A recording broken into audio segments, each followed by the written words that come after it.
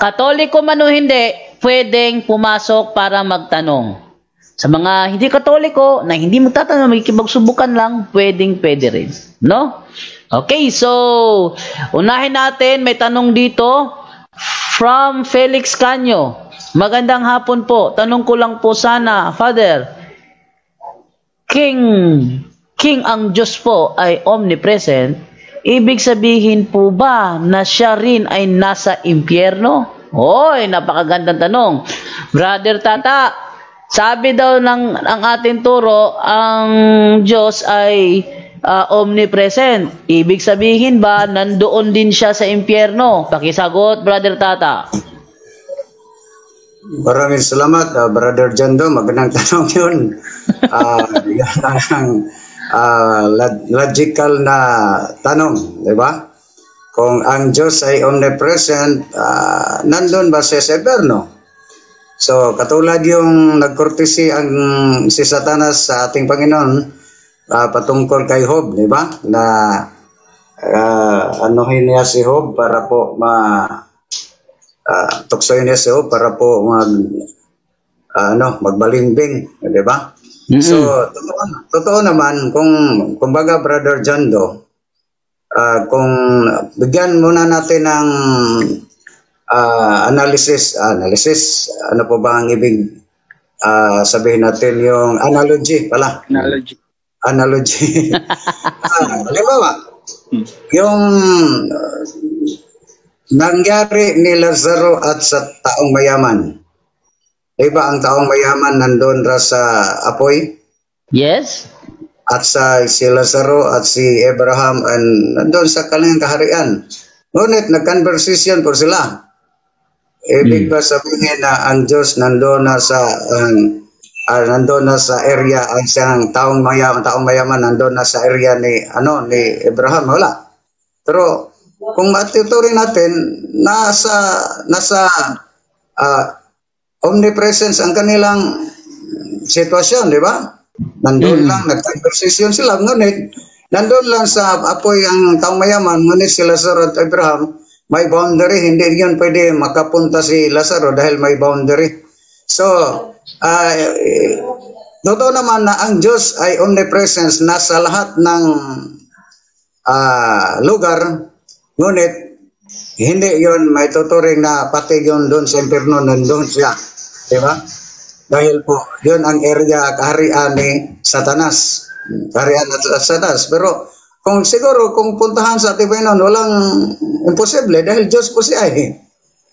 Walang imposible sa Kanya. Pwede niya gawin ng lahat. Pero, kung magbis lang po tayo sa omnipresence, totoo naman yun. Pati yung demonyo, matuturing natin nandun sa lahat ng lugar, di ba? Kahit saan sila,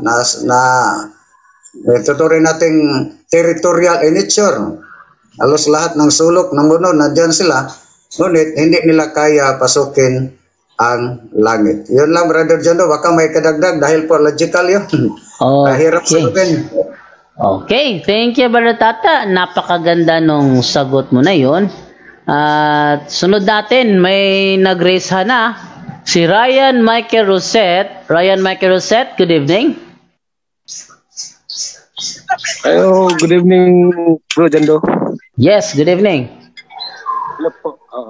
At sa lahat ng punto kay Bro Tata, Bro Jundre at Bro Windel, at saka si Padre Darwin, at saka si Sister Hilda. May tanong lang po ako, Bro. Okay, go ahead. Tungkol po sa divorce eh. Kasi divorce. Kasi bago lang si Bro Windel.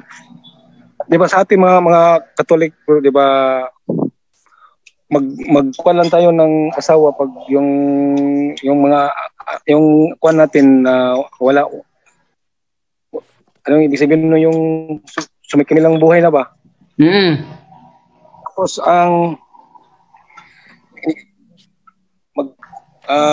Tapos may tanong lang ako, bro, kung meron ba talaga sa Biblia, bro, na pwedeng mag-asawang muli, bro, kung sakali?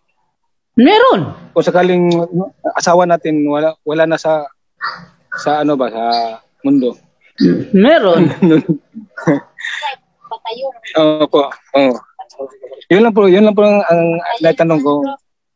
Meron. Ito, babasa ko ha. Ito. Halimbawa, ayon sa batas, ang isang babaeng may asawa ay nakatali sa kanyang asawa habang nabubuhay ito. Pero kung namatay na ang kanyang asawa, malaya na siya sa batas tungkol sa mga mag-asawa. Kaya kung magkikisama siya sa ibang lalaki, habang buhay pa ang kanyang asawa, nagkakasala siya ng pangangalo niya. Pero kung patay na ang kanyang asawa, malaya na siya sa batas tungkol sa mga mag-asawa, at kung mag-asawa man siyang muli, hindi siya nagkakasala ng pangangalo niya. Okay bro. Diyan pala, akala ko kasi wala eh.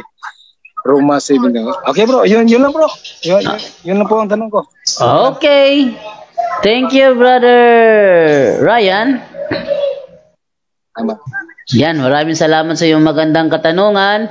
At lipad naman ako dito sa isa pa na nagtatanong, no? Ito ay from Len Grace Navarro Ortiz. Good evening po sa tanan, labi na kay Father Darwin o sa lahat ng kanyang mga kasamahan. Mangutana lang ko, tatanong lang ko po sana, naamanggod ko encounter nga tao. May na-encounter na siyang tao, Katoliko siya noon, hindi ko alam ano siya ngayon. Nasagot na pala to kagabi. Okay, lipat na naman ako. Okay, lipat na naman ako dito. Ito, from Ereneo Noynay. Father Darwin at Bro Wendell, Bro Jando, magandang araw. Taga-subaybay, tagahangan niyo po ako. May tanong lang po ako kasi may nag-post sa akin at hindi ko alam ang sagot patungkol dito. Lulin Aliwate Hanopol, ask ko lang po sir, ano kaya ang tinutukoy ng awit 115, 4 hanggang 7? Bigay natin ang pagsagot kay Brother John Ray. Brother John Ray? Yes, Jando, basahin mo muna bro Jando. Ako, larawan naman to. Sige, babasahin natin ano nakalagay sa awit 115, 4 hanggang 7. Okay, napakaganda. Ang talagang tungkol sa ribulto na naman ito. Sabi dito, ganito. Ngunit ang kanilang mga Diyos ay yari sa pilak at ginto na gawa lang ng tao. May bibig sila, ngunit hindi nakakapagsalita. May mga mata, ngunit hindi nakakakita. May mga tenga, ngunit hindi nakakarinig. May ilong, ngunit hindi nakakaamoy. May mga kamay, ngunit hindi nakakahawak. May mga paa, ngunit hindi nakakalakad. At kahit munting tinig ay wala kang marinig. Yan. Hanggang 7. So, ano ang paliwanag ng ating iglesia patungkol sa mga talatang ito, Brother John Ray? Ibalik mo sa 1 tsaka 2. Mas maganda para makumpleto natin. Panginoon, hindi kami ang dapat na parangalan, kundi kayo, dahil sa inyong pag-ibig at katapatan. Bakit kami kinukutya ng ibang bansa at sinasabi nilang nasaan na ang inyong Diyos? Ang aming Diyos ay nasa langit at ginagawa niya ang kanyang nais. Ngunit ang kanilang mga Diyos ay yari sa pilak at ginto na gawa lang ng tao. So, ibig sabihin, yung palang mga Diyos na yan, yun sa taga-ibang bansa. Hindi yan Diyos ng mga Israel. No? Dahil sabi sa 1 tsaka 2, ang Diyos namin ay nasa langit.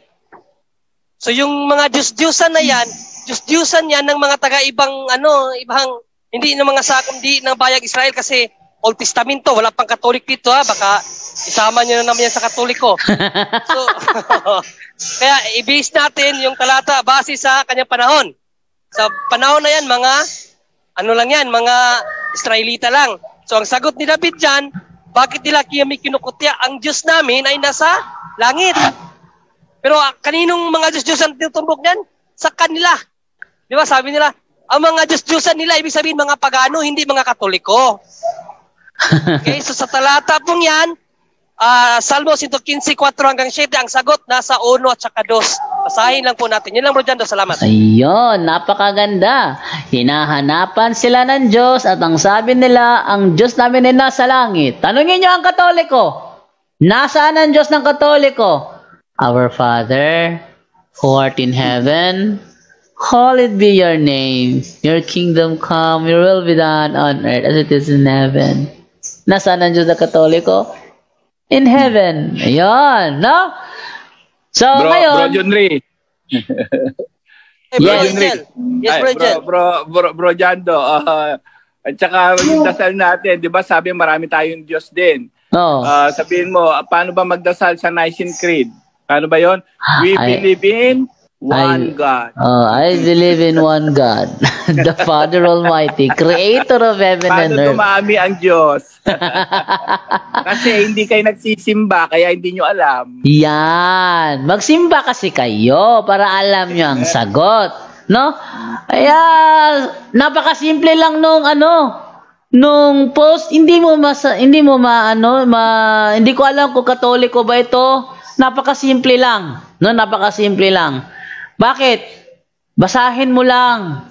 Total, kung nandyan, pinutol, simulan mo sa uno, makikita mo totoo. Hinahanapan sila ng Diyos. At ang sabi ng mga alagad, ang aming Diyos ay nasa langit. Samantalang ang Diyos nung naghahanap ay gawa sa pilak at kinto. Sa Katoliko, walang turo na Diyos ang mga ribulto. Kahit na tayo pinagbibintangan na Diyos doon natin ng ribulto, pero pag hinanapan mo ng aklat Katoliko, gaya ng ginawa ko kay Archie Añedes, hinanapan ko siya, si Warren Bisirel, walang naipakita. Bakit? Kasi nagbibintang ng kasinungalingan. Ayan, so thank you. Yes, brother. Konting share lang. Totoo naman yun. Bakit? Sa Biblia, dalawang larawan, yung icon at sa idols. Icon at idols. Tinutukoy dyan, totoo naman yun na mga Diyos-Diyosan yun. Kung tingnan natin, ang mga Israelita, ang kinikilala lang Diyos, yung revoltor, yung larawan, di ba? So kung basahin natin ang, Brother Jando, Isaiah 44, 15 hanggang 17, di ba yun ang ginawa ng mga Israelita, mga Sabbath keeper? Basahin natin yung sinasabi sa Isaiah 44, 17 hanggang 15 lang, 15 hanggang 17. Ito ang sinasabi dito. Ang ibang piraso ng kahoy ay ginagamit niyang panggatong para pampainit at panluto ng pagkain. At ang ibang piraso ng kahoy ay ginagawa niyang ribulto na niluluhuran at sinasamba. Ang ibang piraso naman ay ipinanggagatong niya at sa baga nito'y nang iihaw siya ng karne. Pagkatapos ay kumakain at nabubusog. Nagpapainit din siya sa apoy at sinasabi niya, ang sarap ng init. At ang ibang piraso ay ginagawa niyang ribulto at sa ribultong ito'y nananalangin siya ng ganito, iligtas mo ako sapagkat ikaw ang aking Diyos. So, malinaw na ang kinikilala lang Diyos yung revoltong ginawa nila. Yes. Ang tanong, yun ba ang ginawa ng mga Katoliko? Hindi naman. Hindi. Akala ko noon. Yan. So, sino po ba ang nagdiyos-diyosan? Yung mga Sabbath keeper na mga taga-Israel, mga Hudyo. Hindi yun Katoliko. Yun lang. Yun. Maraming salamat. Thank you, Brother Tata. At dahil may nag-raise hana, move naman tayo kay Ray Tagat. Ray Tagat. Brother Jando. Yes. Nakapasok na rin si Brother Wendell. Oh, okay. Okay, Ray Tagat. Good evening, Brother Ray Tagat. Please click unmute. May unmute the screen. May unmute the screen mo. Hello. Hello. Hello. Yes. Magtanong po ako. Okay, go ahead. Gusto kong magtanong sasagot si Brad Tata. Brad Tata. Okay, si Brad Tata gusto mo. Okay, go ahead. Brad Tata. Di ba makasalanan yung hindi ba sala yung mag-video okay? Okay lang ba? Oo.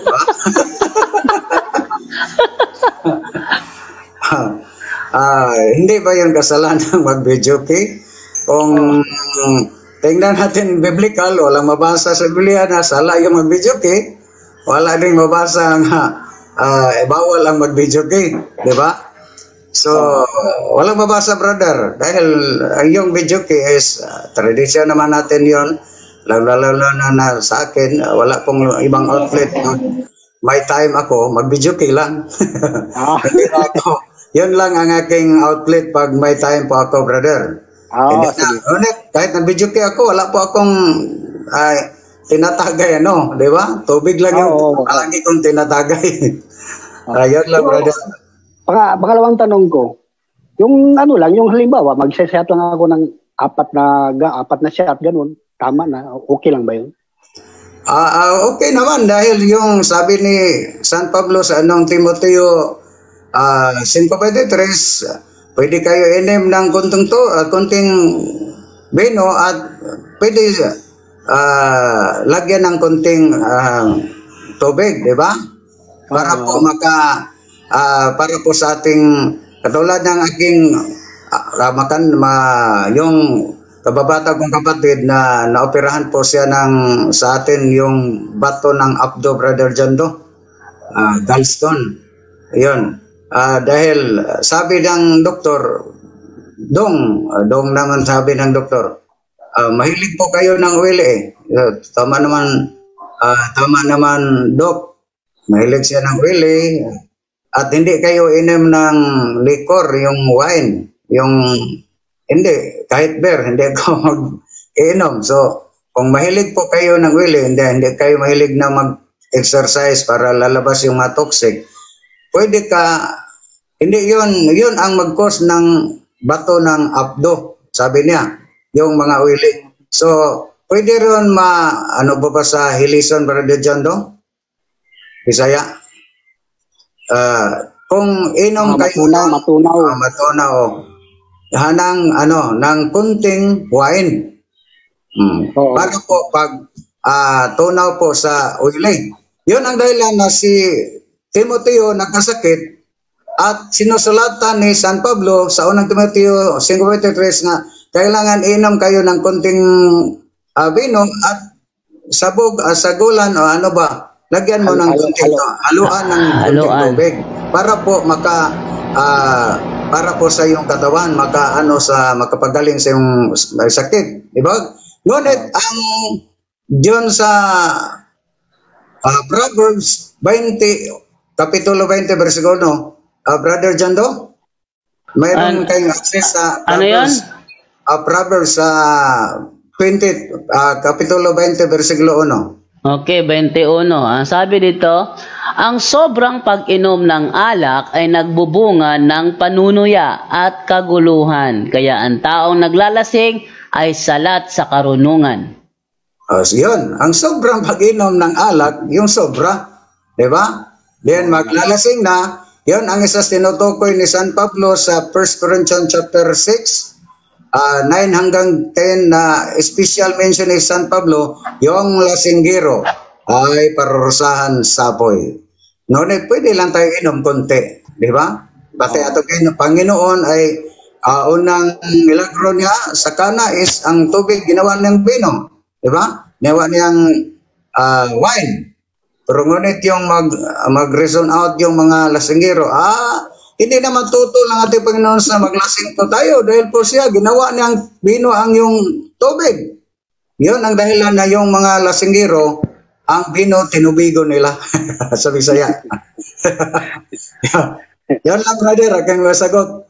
Okay, pwede pa magtanong ng isa? Okay. Go ahead. Yung tanong, di ko lang alam kung anong talata to eh. Yung nagdadasal yung dalawang makasalanan, tapos sinagot sila ng Diyos na huwag kayong magdasal na dahil makasalanan nga sila. Parang narinig ko na sabi ni ng Panginoon ng Diyos na doon magpatulong kayo kay Job. Kasi Oritay dos otso, brother. Ang tanong ko, Brad Tata, ibig sabihin, nung unang panahon, kahit makasalanan ka, makausap mo ang Diyos?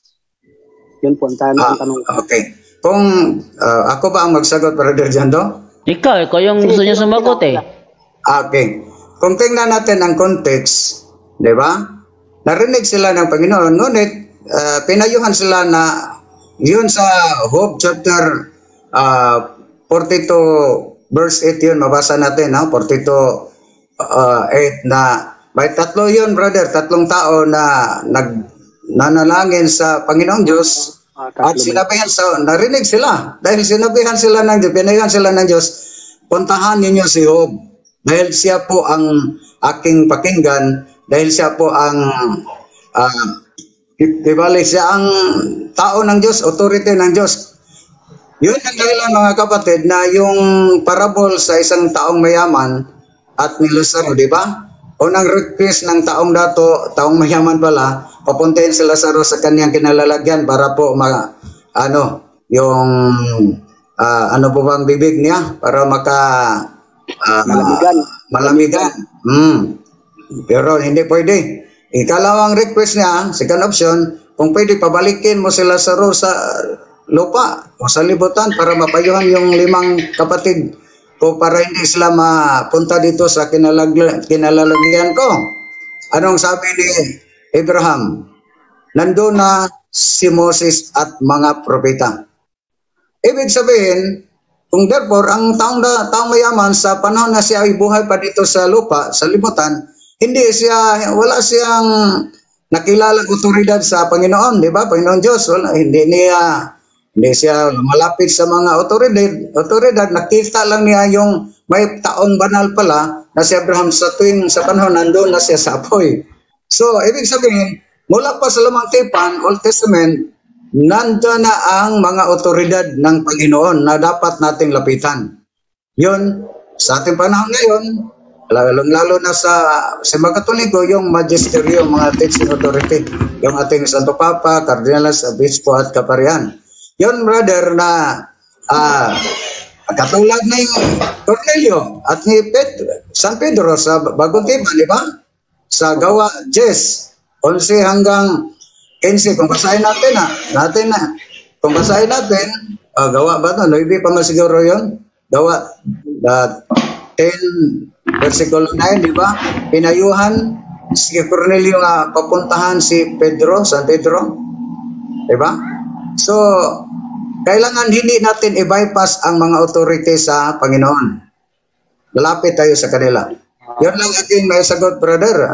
Baka may dagdag ating kasama. Okay. Maraming salamat. Yun lang. Salamat. Okay, thank you, Brother Ray Tagat. Maraming salamat sa iyong katanungan. Move naman tayo sa isa naman ang tatanong, si SBCA CFE Caprich. Hello, magandang gabi. Hello, magandang gabi, bro. Okay, ito po yung aking katanungan. Ano po ba ang maaring mangyari sa pamilya na naniniwala sa mga padugo, pamahiin o yung mga superstitions? Okay, Brother Wendell.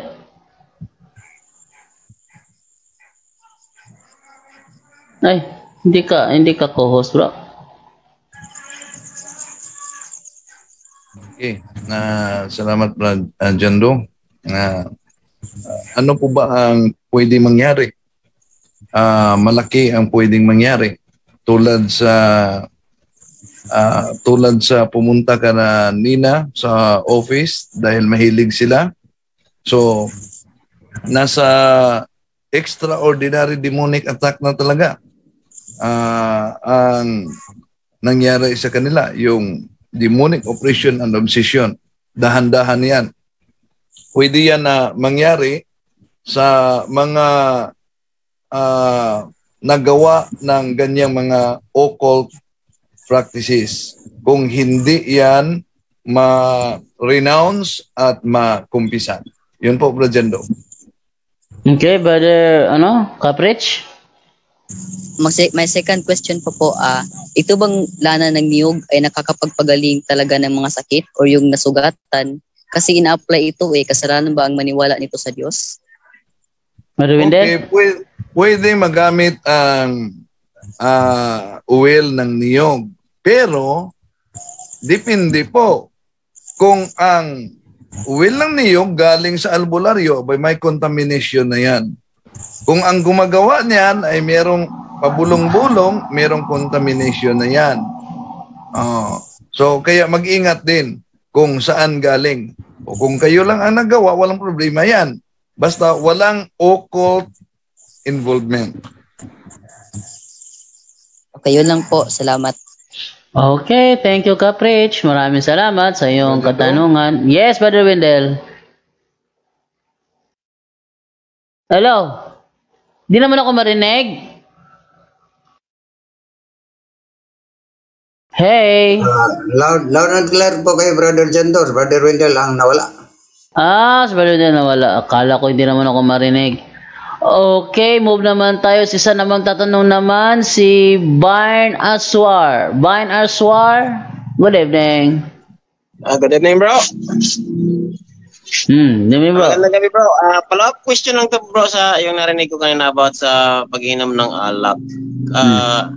Ako naman, hindi naman ako uminom, pero sa yung coconut wine kasi, pero yung yung bagong kuha, yung walang kulay, yung kumbaga sa tuwa pa may tungog. Umiinom ako, pero hindi sabihin na nakaramdam ako ng nahilo ako or nalasing, hindi. Pero nung una na yung may tungog, kahit isang baso lang, nangangala yung katawan ko, sarap itulog. Pero nung ko yung pure siya, yung kulay puti lang, minsan, dalawa lang kami, umubos kami ng 1 gallon. Pero hindi naman na umabot na kahit nahilo man lang ako or nalasing. Okay lang ba yung ganun? Umabot na ng 1 gallon. Okay, bigyan natin kay Brother Angel. Brother Angel?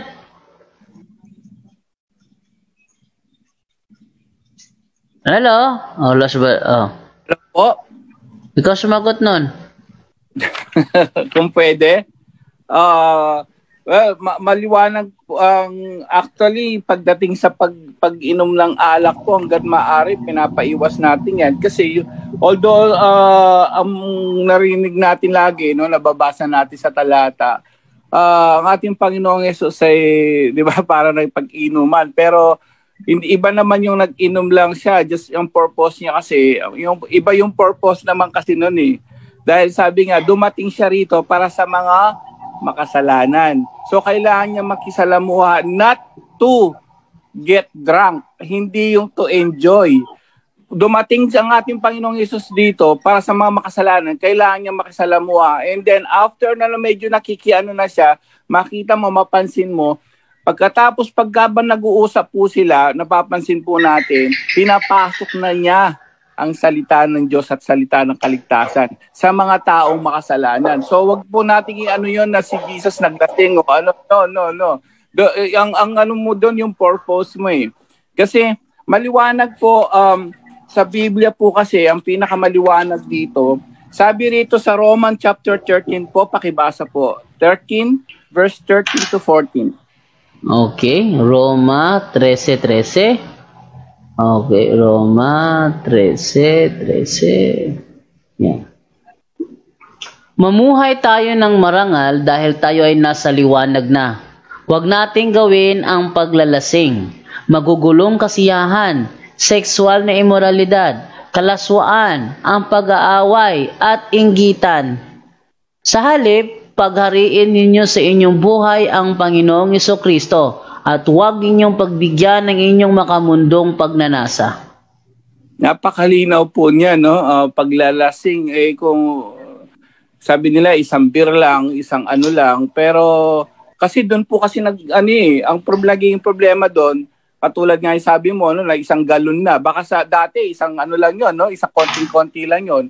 Saan ba kasi nanggagaling ang nanggagaling yung malaki kundi dun sa maliit. Kaya iniiwas niya yung sobra-sobra kasi yung sobra-sobra nyo nanggaling po kasi sa maliit. Kaya mas maganda, iwasan na kasi ang Santiago chapter 1 verse 14 po, pakibasa. Ito po kasi nangyayari sa atin lahat eh. Santiago chapter 1 verse 14 to 15. 14 muna. Natutokso ang isang tao kapag nahihikayat siya at nadadala ng sariling pagnanasa. At kung susundin niya ang pagnanasa niya, magbubunga ito ng kasalanan. At kung magpapatuloy siya sa kasalanan, hahantong ito sa kamatayan. Yan. So, diyan pa lang sa 14, mapapansin nyo, no? Nag-umpisa lang yan sa maliit. So, mas maganda iwasan. Sabi nga, kung ayaw mong magsugal, huwag kang pumunta sa casino. Tama, no? So, kung ayaw mong Tama po ba? Oo. Kung ayaw mo maging... kung ayaw mo magilasenggo, huwag kang pumunta sa lasingan kasi nga yung ang point ng Biblia po sa atin dito is to avoid na yung mag-excess ka na. But siguro kung malakas ang control natin, but sa Biblia po from Old Testament kasi hanggang New Testament, pagdating sa paglalasing talagang ayaw po ng Diyos yan. So yung pag-inom, hindi natin masabi kung sinasabi nyo kung kasalanan ba o hindi, but totally, paglalasing talaga ayaw ng Diyos. Opo. Brangel. Dagdagan ko lang ng konti din yung ni Brangel. No? Kasi yung sa sa unang Timoteo 1:20, may konteksto kasi yung kapatid. Bakit sinabi ni ni San Pablo na uminom ng kaunting bino para sa tiyan? Kasi may sakit kasi si doon. May sakit siya may nararamdaman si Timoteo noon. Kaya sabi ni San Pablo, uminom ka ng kaunting bino para kasi kagamot kasi yon, alcohol, pero not necessarily na kailangan mo na rin uminom araw-araw. Hindi naman sinabi ng ganun eh. May konteksto yung sa unang Timoteo 1:20. May sakit si Timoteo kaya pinainom siya ng kaunting alak kasi gamot nga yung alak na kaunti sa tiyan. Yun ang konteksto ng sa unang Timoteo 1:20. Although hindi naman din talaga kasalanan na uminom ng kaunti kahit wala kang sakit. Pero kung yung madalas na araw-araw na lang araw-araw may isang shot, ay na rin yun. Parang hindi naman sinabi na ganun eh. Hanggat maaari, mas maiging wag na lang kasi nga yung unang Santiago 1:14, no? Yun yung umpisahin ba na kasi mayroon kasing kung palaliman pa natin ang study about sa ganito, mayroon tayong tinatawag na yung concupiscence, no? Yung meron tayong desire to commit sin. Nag-uumpisa po yan sa patikim-tikim. Sa totoo lang po, pag natikman mo, dyan yung parang mas gugustuhin pa pa-isa, padalawa, patatlo. Lalo na yung sinasabi mo, nag-umpisa ka na sa 1 galon. Ay hindi na yun shot. Tagay na yun. Bro, ito paliwanag ka, bro. Yung naman kasi, yung iniinom kong yung coconut wine is sobrang tamis talaga, yung para siyang honeybee. Hindi talaga ako as in hindi talaga umiinom. Yung naman, yung umiinom kami niyan, hindi talaga sabihin na kahit magkaramdam ako na nahilo ako or sabihin na lasing, hindi talaga. Once na ako na busog na ako sa iniinom kong coconut wine, hindi na talaga ako umiinom. Saka hindi talaga ako sa kahit anong bisyo, wala. Yung yung coconut wine na natikman ko na sobrang tamis, yung malinis kasi yung gumagawa, sobrang tamis talaga siya. Saka hindi talaga umabot na kahit nahilom lang ako, kahit kunti, hindi talaga. Kung umiinom kasi ako noon, kasi sabi daw nila, yung coconut wine is gamot daw sa kidney, panglinis ng organ. Kaya yun, umano ko ng mga minsan 2 baso. Sinasabi ko na 1 gallon, hindi ako sabihin na sumasabay ko ng 1 gallon. Kumbaga, pag nakaramdam ako nabusog na ako sa ininom kong coconut wine, hihinto na ako. Hindi na ako, tumatanggi na ako sa shot nila. Brother Jando. Yes. Sinasabi kasi ni Kuya, parang juice yun. Kasi hindi man siya fermented.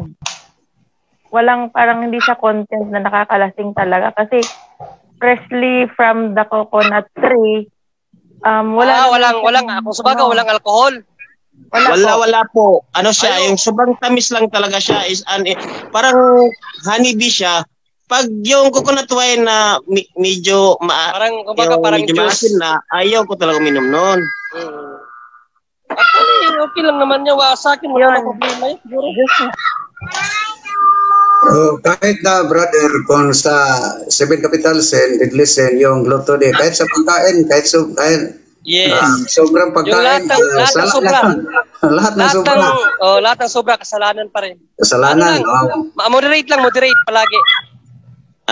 Yun naman sa akin, pag nabusog na ako, kasi nabubusog talaga ako ng mga ilang baso lang, 2, 3, o pinakaano na yung 4 na baso, busog na talaga ako. Minsan nga, hindi na ako kumakain eh. Tiniti ko kasi siya dahil naano ko kay Dr. Willie Ong na panglinis na siya ng katawan. Oo. Okay na. Okay na ba yun, Brother Byron? Okay, yun lang bro. Maraming salamat. Okay, thank you. Yun ang sinasabi nating, the coconut nut is a giant nut. If you eat too much, you get very fat now. Okay, now, sunod naman natin itong si Jess Samson. Jess Samson, good evening.